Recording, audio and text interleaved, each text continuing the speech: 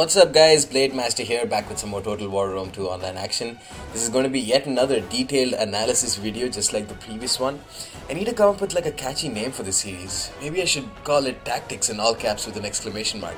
No, I'm just kidding. But yeah, you guys send me some ideas. I'm just like failing completely at trying to come up with like a nice name for this kind of series. I'm not really sure if I'm going to make all of my videos just like this because it takes a lot of time to like edit and do all that kind of stuff. Not to mention uploading. Oh my god, it takes so much time to upload this. But yeah, I mean, I definitely want to do more of this sort of video. So yeah, just let me know if you guys have any names for this type of this type of video. So without further ado, let's get into what we are talking about in this matchup. I'm going to be playing against the Armenian King in this game, and I've taken Parthian. Sorry if this is getting a bit repetitive. I've been taking Parthian, basically Eastern factions, in all of my previous videos, and that's because I've been taking them in most of my previous matches as well. I'm getting really tired of the whole barbarian rush thing. So now I'm just switching over to the more skirmishy Eastern faction kind of play. So it makes for some really good battles though. Definitely very fun battles. I mean, Barbarian Rush 2, they make for some really cool battles, but I just kind of like this a bit more at the moment. So I've taken Parthian in this matchup, and my opponent, the Armenian King, who's very good, an excellent player, has taken Epirus. I found him on Quick Battle, and that was kind of random. But I decided to take Parthian initially, and he decided to take Epirus as a counterpick. Very surprising faction choice, but something that can actually be very useful, and a very surprising, potentially useful counterpick, potentially strong counterpick to an Eastern faction. So the way I'll go about this video is, initially I'm going to talk about Armenian King and how I match up to him, and then I will talk about Parthian and Epirus. Just go over both of those factions in a bit of detail, not a bit of detail, just kind of like a summary. And then I'll go over each of our deployments and each of our armies, see how they stack up to each other, which will be the best units, which units will be the real difference makers in the matchup, and then I'll get into the action. So for each of those sections, I'll probably put something in the description, hopefully. So Armenian King, first part. Let's see how Armenian King matches up to me, or how I match up to him. In terms of the games we've played, he definitely has an upper hand over me. He's definitely beat me a lot more than I've beat him. Still, it's kind of close, I'd say. He has beat me most recently in the Attila the Great's tournament. He won 2-1 against me, and the main, if you're going to play Armenian King, like, probably the biggest things that really jump out to you when you play against him is that he's got excellent micro in his, especially among his cavalry. His cavalry micro is amazing, and that's why you always see him bring either like some sort of skirmish cav, some javelin cavalry, or some horse archers. He always tends to bring 2 or 3 of those units. So, and with those units, he does a really good job microing with them. And the other big thing that really jumps out to you, one of his greatest strengths, are probably the fact that he tends to bring some really unorthodox builds, and he somehow manages to make those builds work. In patch 15, I believe, when no one was basically using pikes, he had this levy pike build that was actually really strong. He put that, I'll link the video in the description. He put like his pikes into an inverted wedge, and he just had a ton of shock cav and a ton of cavalry to back them up. So the reduced maneuverability that he had with pikes was actually made up with his cavalry. Again, it's something that's tough to implement, but he did it really well. So those are the 2 biggest strengths that he has. The biggest weakness, I'd probably say, is the fact that, again, since he brings these unorthodox builds and tends to experiment a lot, he also tends to, you can only win so many games by picking risky builds. Many times it just, backfires on you, and it's very hard to go to get it completely right, which you kind of need to when you're bringing risky builds. So, it's both a strength and a weakness, I'd probably say. Besides that, I can't really think of any weakness at this point that really jumps out. So yeah, he's criminally underrated as a player. He plays in a lot of Russian tournaments, and I was really surprised he wasn't invited to the Dignitas tournament. Definitely one of the best players, I'd say. I believe he's beat Danko in Attila the Great's tournament finals, and he's beat Panda Warrior too, I believe. Both of those players were in the Dignitas tournament, so it's kind of strange to not see him. But I mean, that's whatever. So without further ado, let's go to the second section of this video. So Parthia versus Epirus. In general, Parthia, I would say, has the upper hand over Epirus. Parthia has excellent skirmishers and excellent cataphracts, which are its main calling card. They also have the flexibility of bringing pretty powerful horse archers, definitely very cost-effective horse archers. So cataphracts and skirmishers, both foot skirmishers and cavalry skirmishers, are going to be their main calling card. And they actually have a pretty sturdy hoplite line because they have access to 3 mercenary hoplites and Persian hoplites who are very cheap and actually can hold out for a little bit. So they have access to a pretty decent, flexible hoplite line. The whole thing about Parthia, this whole theme about Parthia, is their flexibility. They can bring elephants if you can bring elephants if you want to. You can bring a lot of cavalry. You can bring a lot of cataphracts. You can switch it up completely and bring a sword heavy army and a lot of skirmishers to back them up. To try and defeat a potential Parthia counterbuild, like I did against Pacopax from the First Guards clan. I'll link that video in the description too. I'll probably put something fancy in the video, hopefully, to kind of link it out. So the main theme about Parthia is their flexibility, but their main, the main killing power for this faction comes from either their elephants, 2, their cataphracts, and 3, their Parthian foot archers / Eastern Slinger skirmish line. So, what about Epirus? And why did I say that Epirus makes for a pretty, surprisingly effective Eastern faction counter? Now, in general, among the, the successor states / Greek states, whatever, those factions, I would say Epirus is probably the best faction at this moment. Better than Macedon, better than Athens, better than Syracuse. It basically takes the best parts of Macedon and Syracuse, puts them together, and also adds a really powerful elephant in the mix as well. So they've got access to elite tier Rhodians and Cretans, which Syracuse doesn't have, but Macedon has. They have access to Thessalian cav, which of course very nice mid-tier shock cav, which only Macedon otherwise can field. They also have access to mercenary Etruscans and mercenary Samnite warriors, who are excellent units, which only otherwise Syracuse can field, I believe. So they've got this since they're geographically in between both of those factions, they have the best parts of both of those factions, and they also have those elephants, which again gives them a lot of flexibility. Now, the reason why specifically I say they're a very good Eastern faction counter is because they have 4 specific tools that can actually do really well against an Eastern faction, which the other factions, some of the other Hellenic factions kind of have, a couple of them here or there, but they don't have all 4 of them at the same time. So the first of these 4 tools is the mercenary Etruscan hoplite. Now, mercenary Etruscan hoplite cost 760 talents. They have 85 armor and they have 65 health. Now, 65 health is the highest health. It's like they're up there with Old Sorn, with the elite tier hoplites, stuff like that. I think maybe Heroes of Sparta have better health, and maybe Royal Spartans do as well. But they have basically the health of a 1200 talent hoplite unit. Sorry, Diplomat, I can't really play right now. So they have the elite tier spears health. They've got very decent armor at 85, not the best. But what is their main calling card? Why do I say that they're such a good Eastern faction counter? They cost 760 talents, and compared to a Thorax hoplite which costs 710, they actually have a 20 bonus versus large, which is an extra 5 bonus versus large compared to all the other hoplites. So on top of being able to form hoplite phalanx, which is a massive ability and definitely helps them in tanking out combat against enemy infantry, they have this 20 bonus versus large. So if you disable formation attack and use them to chase after cataphracts, they will do so well in attacking them and poking them and killing them to death. So that extra 5 bonus versus large makes them a very tanky unit, because along with their 65 health and 85 armor, they can actually withstand many frontal charges from cataphracts, maybe even a couple of rear charges before routing, and they, in the process, because of their 20 bonus versus large and their pretty decent melee attack for a spear unit, they can actually cause quite a few casualties as well.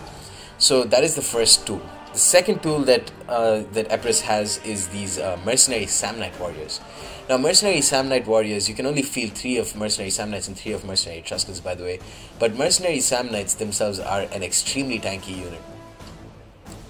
They have 65 health as well, I believe. They have 95 armor, and they cost around 760 as well. So very similarly priced. I believe both of them cost the same thing, the same amount of talents, but at the very least very similarly priced, and very similar types of statistics, and very similar feel to both of these units, except one is a sword infantry, one is and the other one is a spear infantry. These mercenary Samnites are melee infantry, they have swords, but the fact is that they're not a very aggressive unit. They're kind of a defensive tanky force. They do not have shield wall, but that doesn't really matter too much when you're going to face up against a similarly skilled opponent, because everyone knows it's very hard. First of all, putting your units onto shield wall actually takes 3 or 4 seconds to for them to deploy and brace effectively. So that's going to be more than enough time for anyone half decent at micro to not charge into. So when you're facing up against cataphracts, which is mainly the biggest calling card for Parthia and Eastern factions, you want a unit that is just tanky by its raw strength, and that is exactly what these two units have. They have 65 health, one has 85 armor, one has 95 armor, and even the Samnites, their 55 morale is kind of a hindrance, but besides that, it takes a lot of charges to kill these units because of that high HP that they have, and on top of that, that extremely good armor that they have, 95 armor, actually makes them pretty resistant to the other big strength that Parthia has, which are these foot skirmishers, Parthian foot archers and Eastern slingers. 85 armor is pretty decent for Etruscan Hoplites too for the price, but again they'll be slightly less resistant to Parthian foot archers. But yeah, mercenary Samnites are very resistant to skirmish fire, and that extra health means that they'll actually be able to withstand Royal Cataphracts and Eastern Cataphract charges without taking many casualties. On top of that, mercenary Samnites can probably defeat Parthian swordsmen, and at the very least they'll take ages to die if they do lose to Parthian swordsmen. So that's two. The third big tool that Epirus has, I believe, are these mercenary Rhodian slingers. So another mercenary unit that is just brilliant. These slingers, the reason why I've chosen these slingers as the anti-Eastern faction counter and not the Cretan archers is because they're the perfect unit to counter both the big strengths that Eastern factions have. Parthian foot archers will get slaughtered by Rhodian slingers. Eastern slingers will get slaughtered by Rhodian slingers. So that's the skirmish options for Parthia, and skirmish options for Armenia to a lesser extent are going to get demolished by Rhodian slingers. The other big strength, the cataphracts, will also get demolished by Rhodian slingers because Rhodians have an extremely high rate of fire, and their missiles, their slingshots actually have very good armor piercing damage, and you want high armor piercing damage to defeat these incredibly highly armored cataphracts that they're going to go up against. So a very good unit to counter both of the main strengths that Eastern factions have. So that's why I rate them as the third tool that Epirus has that can really help them win against an Eastern faction. The fourth tool that Epirus has are the mercenary Italian cavalry. So all four of these units are mercenaries, and all four are really good. Mercenary Italian cavalry, kind of a strange pick. I'm sure some of you might be scratching your heads and asking why. The reason again is because they have extra bonus versus cavalry compared to a citizen cav. They cost 60 extra talents. They have better melee attack, I believe, and they're traded for slightly lower armor, I believe. But in the process, they have an extra 5 bonus versus cavalry. Now, don't be confused. A mercenary Italian cavalry will get slaughtered by cataphracts if they get charged at them, or if you countercharge them. So you absolutely cannot let your Italian cavalry get charged at by cataphracts. But what do shock cav do? When you're facing up against an opponent who uses shock cav, what he's going to do is he's going to charge in, and then he's going to immediately pull back with his cataphracts, because you can't leave shock cav in a prolonged melee engagement. That's just going to waste them. They're going to start dying because they don't have any melee defense, and their melee attack is pretty low as well. The main amount of kills that they get is on the charge. So what your opponent's going to do is charge in, pull back. So what do you do with your cavalry in the meanwhile? When your opponent charges in, preferably onto your tanky Samnites and Etruscans, he'll charge in, he'll kill maybe 10 or 20 of them because of their high health, and when he's pulling back, you want to use your faster cavalry, your lightly armored Italian cavalry, your citizen cavalry, the ones that don't have such high mass and lower armor. who are in the process much faster, to come in and catch them while they're running away. So while they're running away, they don't have any attack orders, so they'll be very vulnerable to units attacking them, and that's where that 15 bonus versus large is really going to play a big role.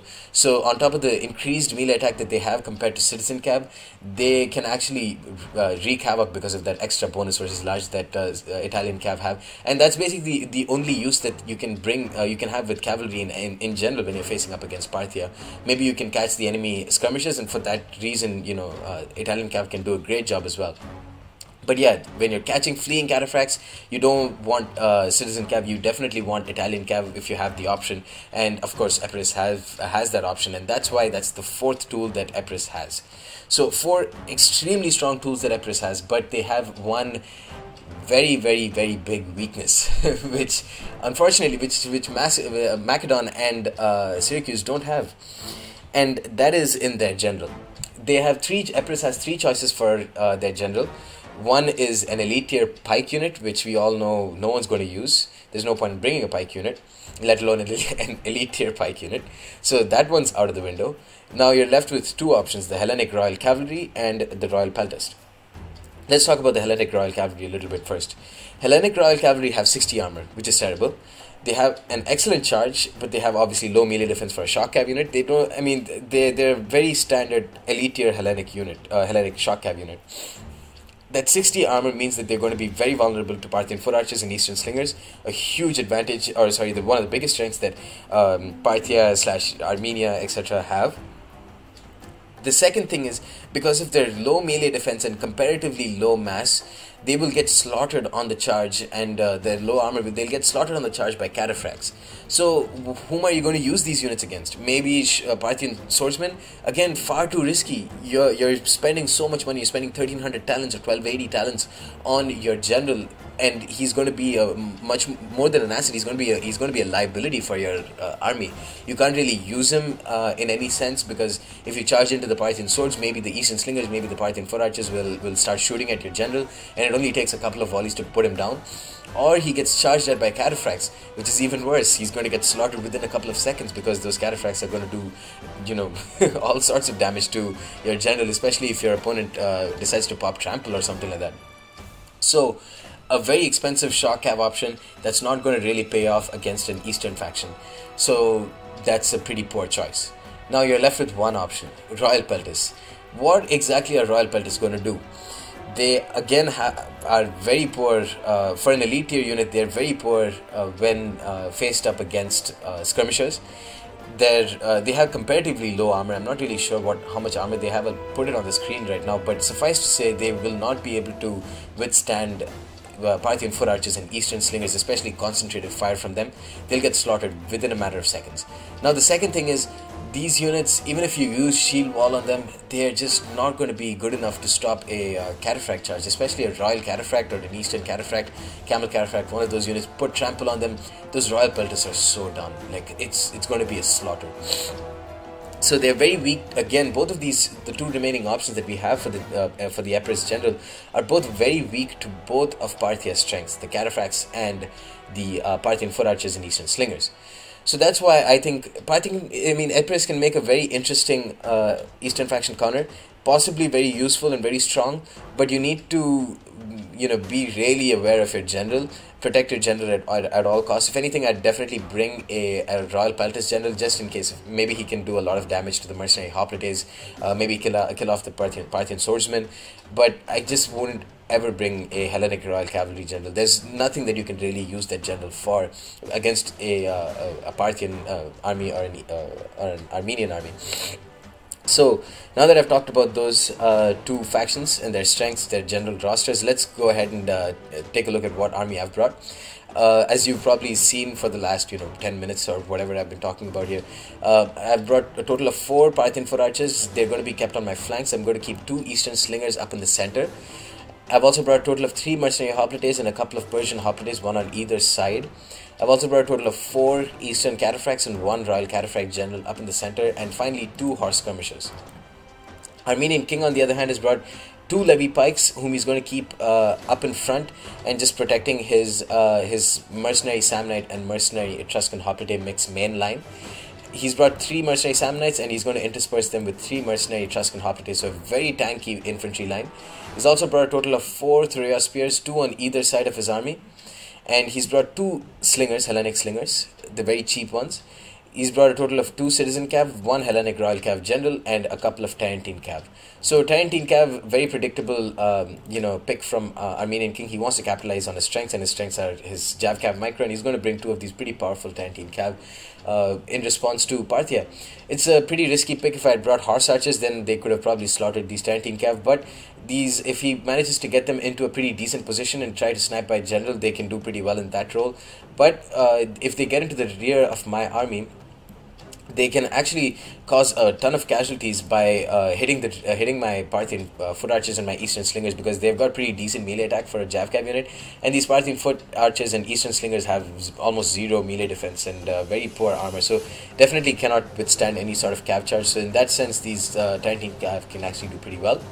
Citizen Cav are a strange choice. Not really sure why he decided to bring them. Again, the only use that the Citizen Cav would have, they'd have 2 uses. Maybe one is to try and catch some of my extensive skirmishers, and the second is to catch my fleeing cataphracts. For catching my fleeing cataphracts, the Italian Cav would have done a much better job. For catching my skirmishers, they'd probably do as good a job as the Citizen Cav, maybe even better because of their high melee attack.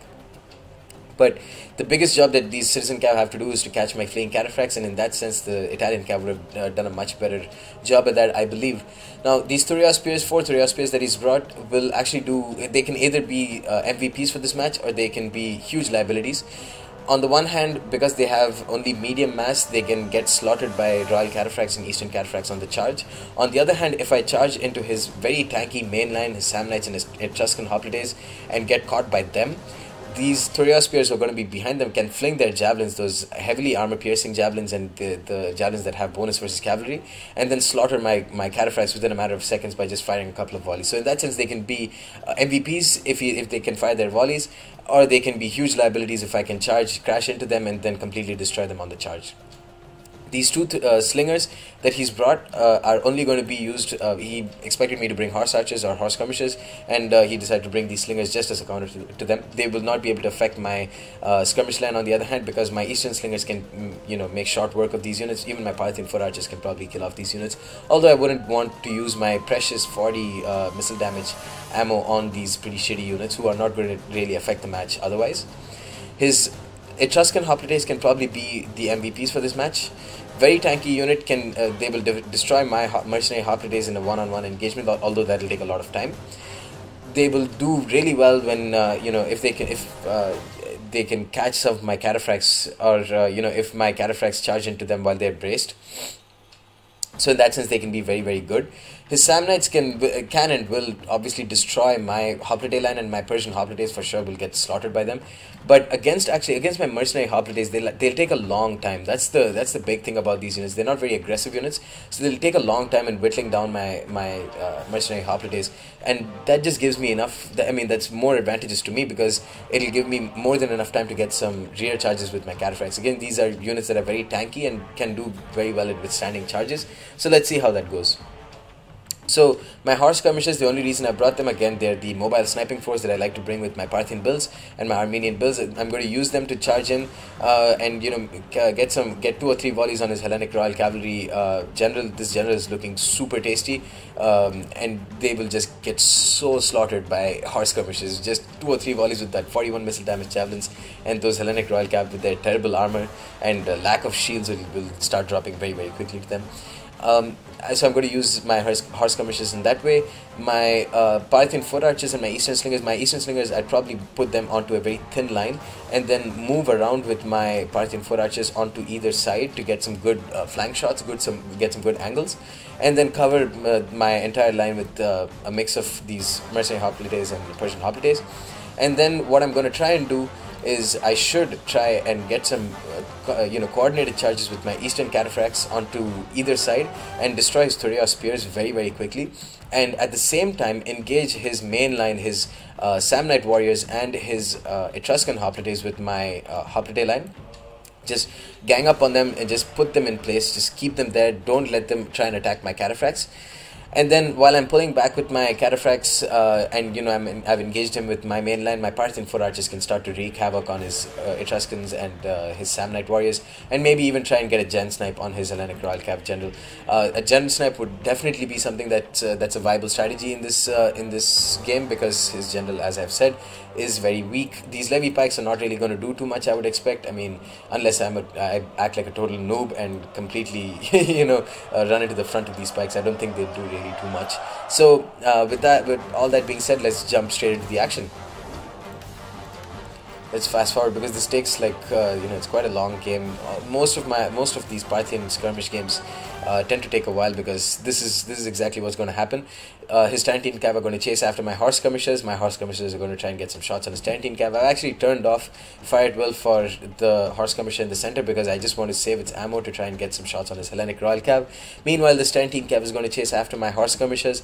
I've already gotten into the rear of his army with one of these units, although they're not really going to do too much. They'll obviously outrun these Tarentine Cav, because they're faster, they've got lower mass. But this is actually not looking very good for them, because he's cornered in with the other Tarentine Cav that he's got, and now I'm going to try and use this small gap that he's presented to rush in with my horse skirmishers, but they're taking a ton of casualties in the process. But actually that's good for me, because he's wasting a lot of his pretty precious Tarentine Jav Cav ammo on these low units, these low level units. They're down to half strength. There's nothing I can do at this point.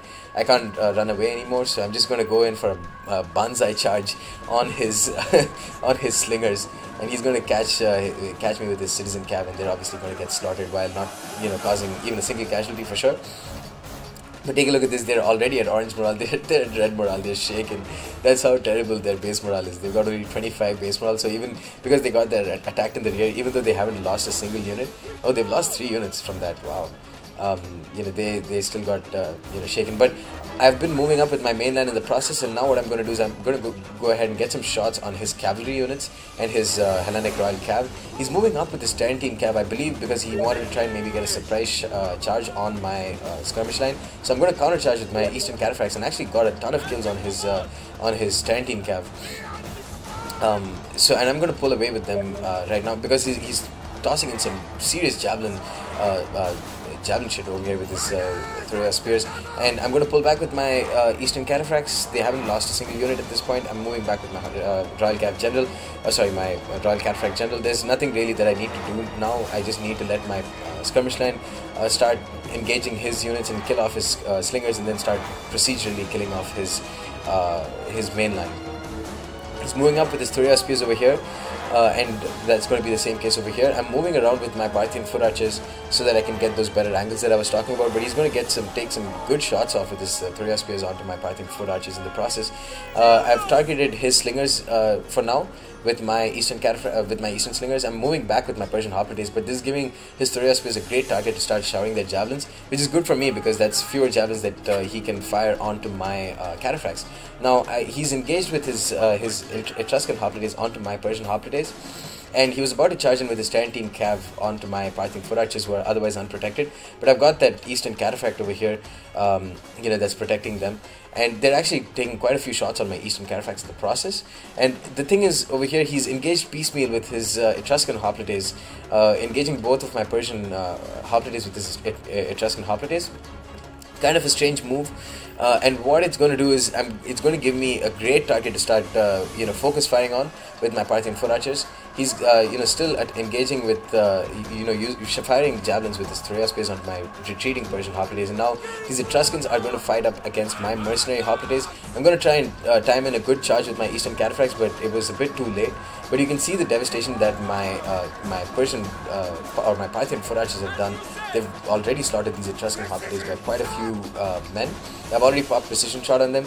His Samnite warriors are going to engage with my Persian hoplites. They're going to get slaughtered. His Thoria spears over here got charged at by my Eastern Cataphracts, so they're going to start dropping very quickly. You can see they've already gone down to 46 men. That's the low mass that they have coming into play. These Etruscan hoplites are getting slaughtered because of those Parthian foot archers getting some good flank shots, getting some good angles onto his men. I had an attack order with my Eastern slingers onto his Hellenic slingers, so they're going to move up way too much in front. So over here, my Eastern Carfax have taken 7 casualties because they've charged into his Thoria Spears again and into his Samnite Warriors, into this general blob here, not doing a lot of kills or not getting a lot of kills. Meanwhile, his Citizen Cav have exploited that gap here and they've attacked my Parthian foot archers and they're going to get some easy kills here. But I'm going to come in with my Royal Cataphracts. Meanwhile, his Etruscan Hoplites, one of those very dangerous Etruscan Hoplites, have already died. He's going to come in with Thoria Spears here, but my Royal Cataphract is just going to completely slaughter them on the charge. And now what he's done is he's moved up really aggressively with this Hellenic Royal Cav, because I used one of my horse skirmishers who are running away from his Trantine Cav here to get some shots in, kind of irritated his general into charging in and getting into a pretty foolish engagement here, because this is a huge blob that he doesn't want to be in. I'm going to focus fire with an Eastern Slinger, 2 Eastern Slingers and 1 Parthian foot archer, and let's just see how quickly they start dropping. This is just devastation. They're down to 46 men already. Meanwhile, my Royal Cataphract has destroyed his Thoria Spear on the charge. I'm going to pull away with my Eastern Cataphracts. He doesn't have any Citizen Cav here to support, and his Hellenic Royal Cav is just getting slaughtered so quickly. I'm also going to come in with the charge with my other Eastern Cataphract, and his Hellenic Royal Cav general is down to 26 men. They're wavering and they're going to start routing very quickly. They're going to shatter, in fact. He's popped Raised Banner, but that's basically the last thing that his general has done before routing, and that's going to be a huge blow for Armenian King. Meanwhile, his Citizen Cav have actually engaged some of my other Parthian foot archers, and I'm going to try and chase them off with one of my Eastern Cataphracts and one of my Mercenary Hoplites here. His Samnite Warriors are going to engage with my Mercenary Hoplites, and I'm going to rear charge with my Royal Cataphract on trample. So let's just see. I'm going to try and prove to you the tankiness of these Samnite Warriors. Just see how slowly a trample charge from a Royal Cataphract onto the rears of a mid-tier sword unit. Look at how slowly the kills are racking up. That's how tanky these units are. With trample, it's insane how tanky. Like the rear charge with the best Cataphract unit in the game, and still hasn't done too much. These Samnites, though, they've gotten slaughtered by repeated charges and concentrated fire from all of my extensive number of skirmishers. His Citizen Cav actually done really well here, 67 kills with them. The other one just got slaughtered by my Eastern Cataphracts catching into them, and but my skirmish line is actually dropping very quickly. I've only got a couple of Parthian foot archers left, but I've gotten into a very dangerous position with my Royal Cataphract. Again, it's dangerous for him and dangerous for me, because he's got 2 Thoria Spears over here, and these are actually firing javelins, which makes them really useful. And you can see my general is actually starting to drop very quickly here. I've got a good charge onto his Thoria Spears here. I've also popped Second Wind, which means that they're back to fresh, which actually influences these Royal Cataphracts so much, because that means their charge actually matters. I've got a second charge onto his Samnite Warriors. That low morale that they have, comparatively low morale of 55 plays in there, because at 55 units they actually start to shatter and rout. I'm going to come in with a charge with my Eastern Cataphracts, who are pretty tired. No, they're fresh now because I've used Second Wind on these units as well, I believe. And I'm going to charge into his Thoria Spears, but they formed a square formation and they didn't have any javelins left, which means that they can actually brace pretty effectively. You can see they haven't taken many casualties from that. Just goes to show how useful that square formation ability is. My Royal Cataphracts, they're running away from those Thoria Spears, and they've already gotten a double experience chevron, so they've just done brilliantly. Meanwhile, while he's trying to reorganize his levied pike line, their lack of maneuverability is actually going to come into play here. I got a sweet rear charge with my Eastern Cataphracts. They didn't get many kills, but enough to let those low morale units shatter. Meanwhile, one of his Etruscan Hoplites over here are going to chase after my Parthian foot archers, and I'm going to get rear shots with the other Parthian foot archers in the process. Now, the lack of aggressiveness from these units is going to come into play. The Samnites and Etruscans are kind of bunched up here, not an engagement that Armenian King wants to get into. They're very tanky, but they're also very low in aggressiveness. But the fact that they're so tanky means that these Eastern Cataphracts with the rear charge with trample, again, not going to get many kills. He's going to be able to come in, get some javelin volleys with his Thoria Spears and try and chase after my Eastern Cataphracts in the process. But I'm going to come in with my Royal Cataphract General, try and crash through my own Cataphracts, which means that my shock charge wasn't really all that effective, but still good enough to do the trick, I would say, because these units are already down to 51 men, and they should start routing pretty soon, especially considering the General has died. Meanwhile, this Citizen Cav over here got 190 kills, basically killing off the rest of my skirmishers. These Trantine Cav, like I said, just gotten into an advantageous position late game and sorted the rest of my low melee defense and low armor skirmishers.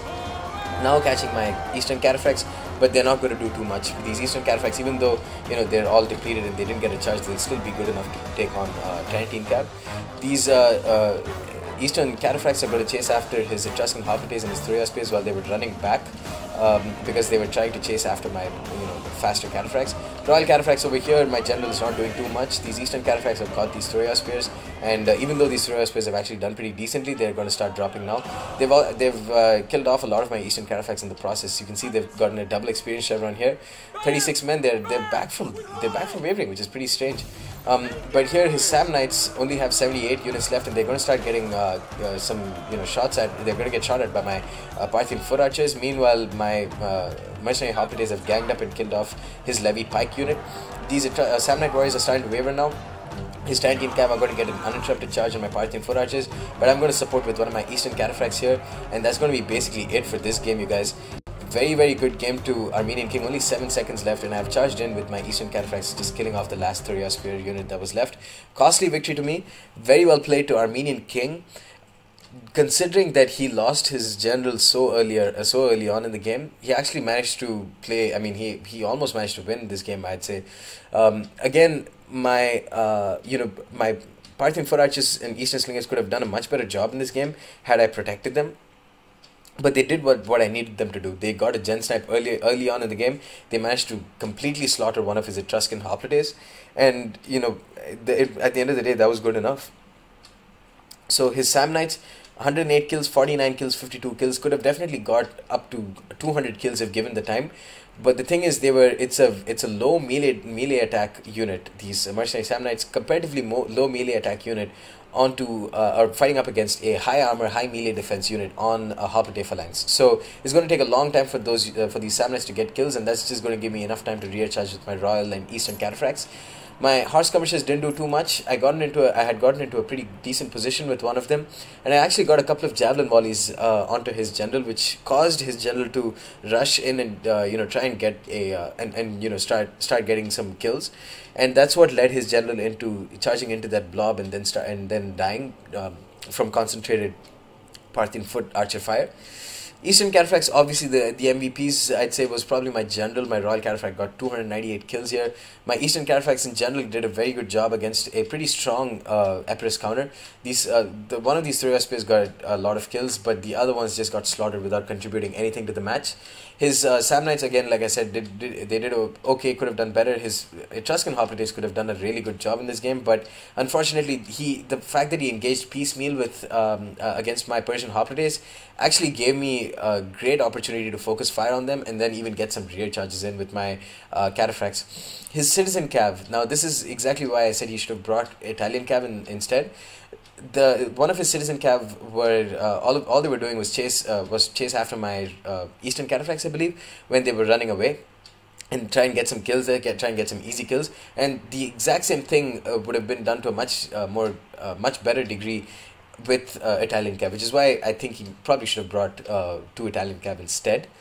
Hellenic slingers didn't really do too much. Can't really expect them to do too much. Actually got 66 kills, which is quite good for how cheap they are. Tantine cav, one of them unfortunately got slaughtered very early on in the game. The other one, which he managed to hold on to, actually did pretty well. Got 120 kills, killed off a lot of my Parthian foot archers. Got a single experience chevron at the end of the day.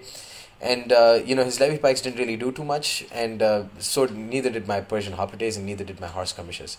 Anyways, guys, that's the end of this battle. Hope you enjoyed it, and stay tuned for more. Peace.